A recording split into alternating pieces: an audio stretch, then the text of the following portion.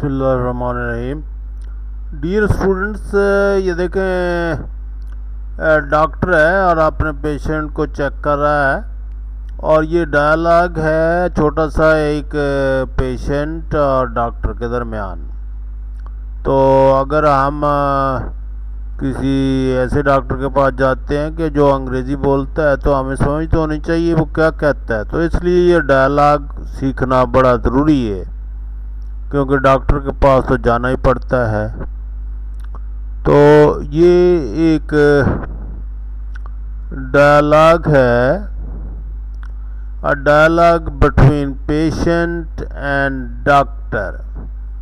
Doctor और उसके मरीज के दरमियान।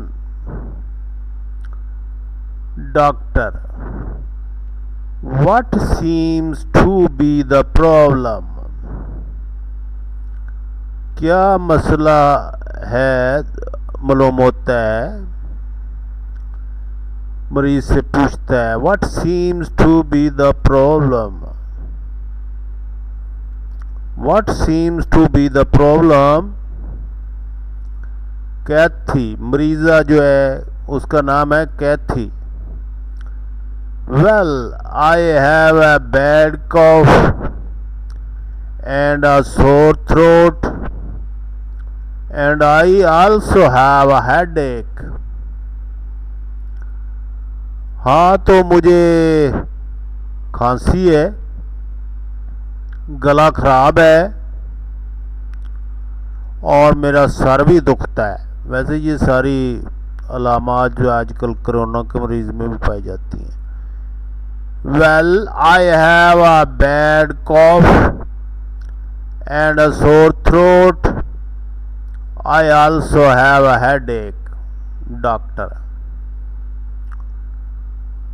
how long have you had these symptoms?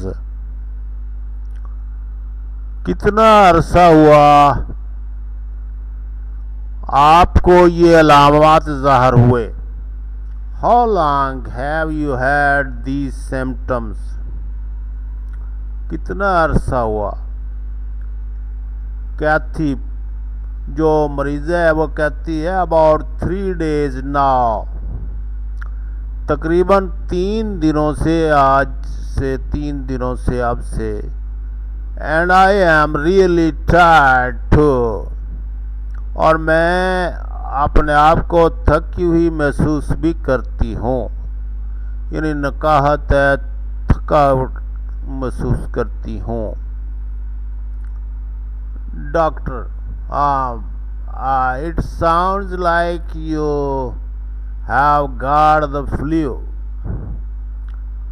मुझे ऐसा दिखाई देता है कि तुम्हें फ्लू हो गया है, नज़ला हो गया है। Take aspirin every 4 hours. हर 4 घंटे बाद एस्प्रिन लीजिए। And get plenty of rest, और काफ़ी आराम कीजिए। Make sure you drink lots of fluid, और काफ़ी पानी पीना। ये भी यकीन कर लें कि इसके दौरान पानी आपने काफ़ी पीना है। Call me if you are still sick and next week. अगर आप फिर भी बीमार रहीं, आराम ना आया, तो अगले हफ्ते दोबारा मेरे पास आ जाना। कॉल मी यानी मेरे पास दोबारा आना, जैसे डॉक्टर कहता है हफ्ते बाद दोबारा। कैथी: ओके थैंक्स। तो कैथी कहती है अच्छा डॉक्टर साहब, आपका शुक्रिया। ये देखें, ये एक डायलॉग है और इसको देखने की कोशिश करनी है। और ये इन अल्फाज को ज़रा, what seems to be the problem, क्या आपके हिसाब से मसला है। सीम्स का मतलब होता है कि दिखाई देता है, तो इसकी लैंग्वेज पे भी ख़ास तवज्जो देनी है।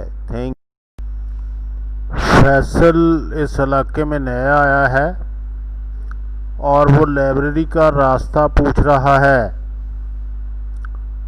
तो ये लड़की उसको रास्ता बता रही है। तो अंग्रेज़ी में अगर आपने किसी जगह पर जाना है और आपको रास्ते का पता नहीं है तो आपने अंग्रेज़ी में रास्ता कैसे पूछना है, इस पे ज़रा गौर कर लेना है। A newcomer asking the way of library. Faisal, excuse me, could you tell me where the library is? क्या आप मुझे बता सकते हैं कि लाइब्रेरी कहाँ है? एक्सक्यूज़ मी, किसी को तवज्जो अपनी तरफ करने के लिए अक्सर अंग्रेज़ लोग बोलते हैं excuse me, excuse me, excuse me. Nancy, the name of girl is Nancy. Yes, it is that way. ये इसी रास्ते पर है। You go 3 blocks to Main Street. 3 block cross करके बड़ी गली आएगी एंड देन टर्न राइट और फिर राइट मुड़ जाना। It is on the corner across from the bank. तो जो किनारा है उसकी दूसरी जानब ये कॉर्नर पर वाक़या है, वहाँ पर आप चले जाना। थैंक्स, फैसल कहता है कि thanks, I have only been in town a few days.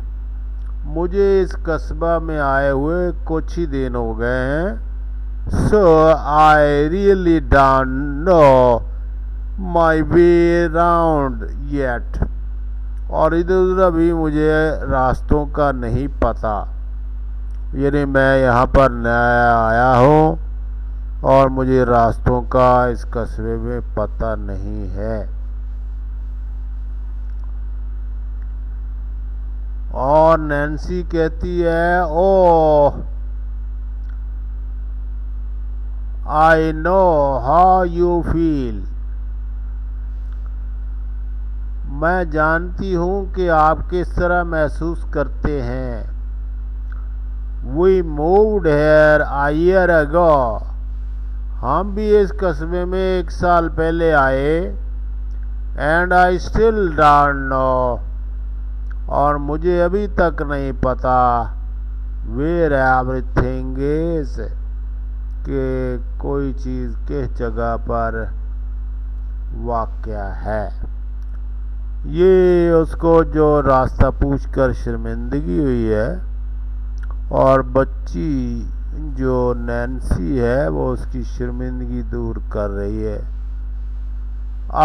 New Qamar asking the way of library. देखें, ज़रा गौर करें इसकी ज़बान पे। एक्सक्यूज़ मी, एक्सक्यूज़ मी और कोड यू। देखें, अगर आप बोलें तो आप कैन यू भी कह सकते हैं, लेकिन पोलाइट लैंग्वेज में could you tell me where the library is, ये एक पोलाइट फ़िक्रा है और इसी तरीके से ही पूछना चाहिए। Yes, it is that way. You go 3 blocks to Main Street and then turn right. It is on the corner across from the bank. Thanks. I have only been in town a few days, so I really don't know my way around. Oh, I know how you feel. We moved here a year ago, and I still don't know where everything is. Where everything is यानी कोई चीज़ के जगह पर है, हमें अभी तक